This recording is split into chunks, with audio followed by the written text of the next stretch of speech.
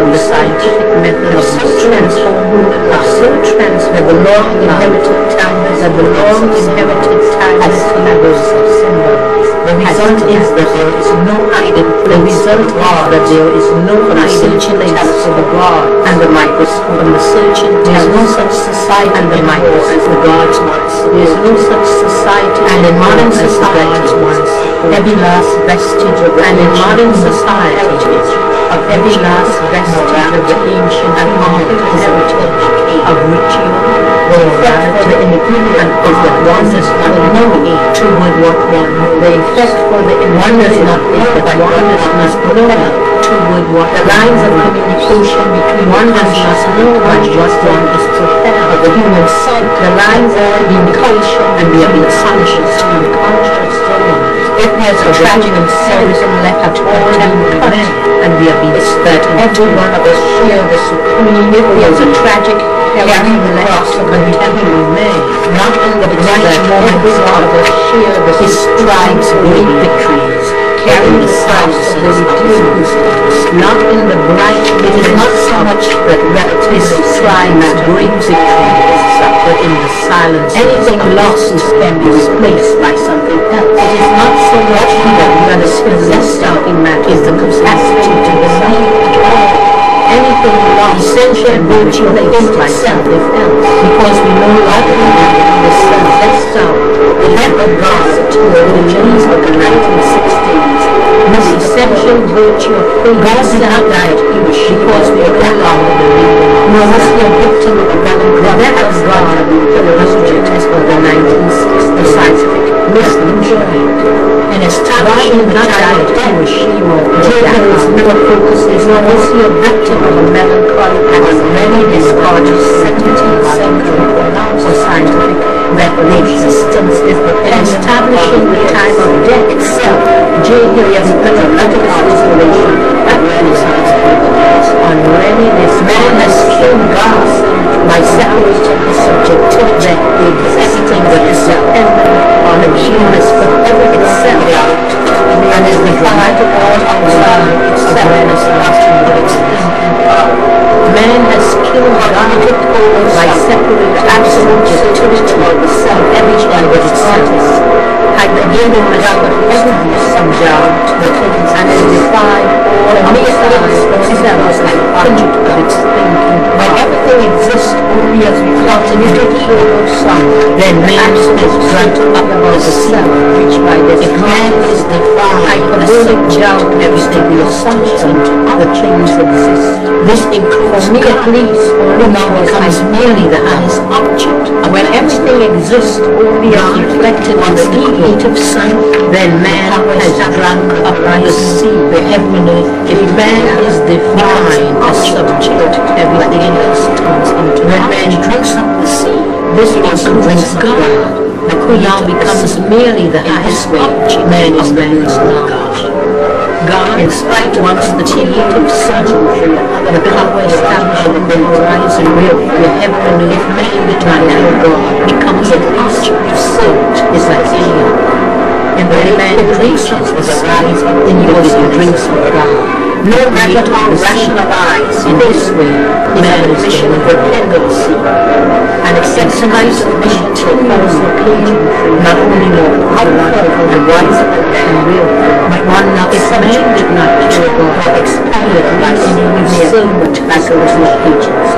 In the later ages of the rise of individualism, whose action, no matter how rationalized they think, is an admission of the pen to justify the ways of God and acceptance of submission to highest intent, not is in itself powerful and wise and mass, but one not such interest in mankind or expression of the Renaissance is man's desires upon the world.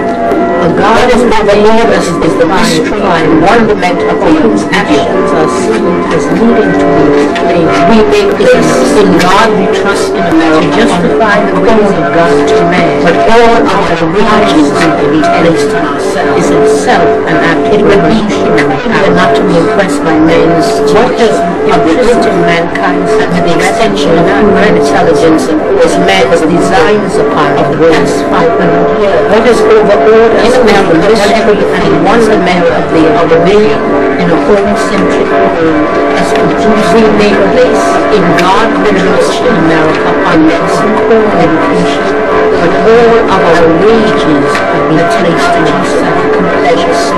It would be just peculiar not to be impressed by man's stewardship of the earth and with the extension of human intelligence and order over the world of the past 500 years. In America, whatever the failures and errors, our reign in a homocentric world has produced a record of incredible achievement in medicine, education, urban life, agriculture, the technologies of work and pleasure, social justice. In spite of doubts, Americans have been cocky people, and with good reason. The diverse dreams have been achievable, and an extraordinary percentage have been achieved. Choices between logically incompatible material and ideal choices did not need made. We could have it all. We felt justified in believing ourselves lords and gods of the land. What post-World War II Americans have had to face is not the death of God, but the death of God we had believed ourselves to be. You understand what's happening in America? All that we had done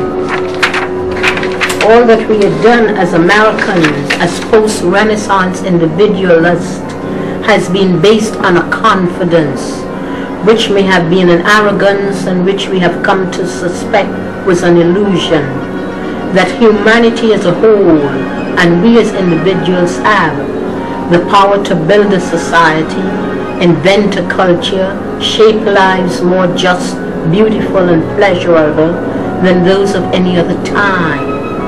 A basic natural goodness both as a race of men and as persons, so that for all of our mistakes and misunderstandings, essentially we could trust our instincts and the drives of our society to lead us upwards towards the good in the direction of love, understanding, compassion.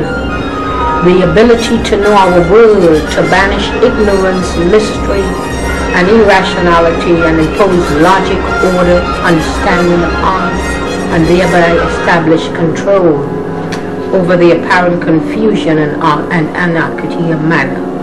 We, individually or collectively, have never really been as impressive as we have seemed to ourselves. Yet 500 years of surging growth in every field, all supported by the enormous wealth of a new world, allowed us the illusion of infinite expansion, continual expression, unlimited potential all at our disposal.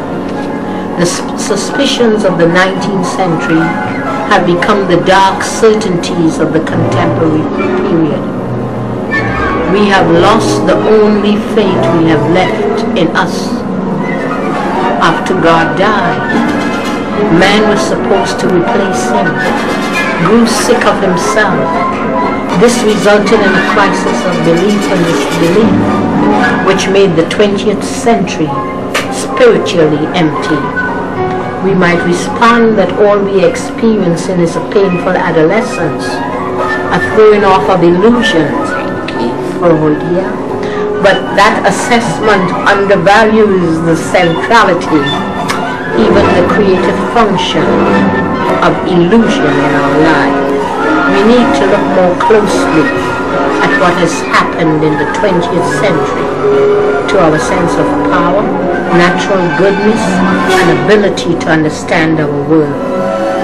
Maybe we are too familiar with the evidence of how technology and technocracy have robbed us of our sense of personal worth.